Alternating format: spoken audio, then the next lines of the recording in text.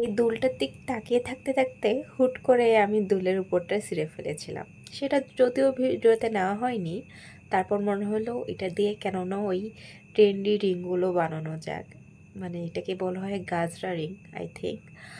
আর এগুলো অনেক বেশি সুন্দর লাগে আমার কাছে। আর এই গ্লুটা বসানোর পর এত পারফেক্টলি বসে গেছে, আমি নিজেও অবাক হয়ে গেছি। মানে ওখানে একটা গর্তই ছিল গ্লুর জন্য।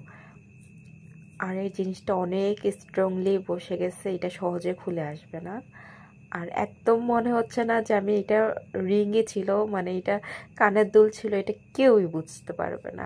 আমার মনে হচ্ছে এগুলো জিনিসটা বানানোই হয়েছে হাতে পরার জন্য। আমি যে কেন এটা দুল হিসেবে এতদিন রেখেছিলাম। আর এটার উপর পাটটাও কিন্তু আমি কানের দুল হিসেবে ব্যবহার করতে পারবো, সো জিনিসটা নষ্ট হয়নি। এবং আমি কিন্তু আমার ভিডিওর ব্যাকগ্রাউন্ডটা চেঞ্জ করেছি। নতুন ব্যাকগ্রাউন্ডটা কেমন লেগেছে জানাবেন। আল্লাহ হাফেজ।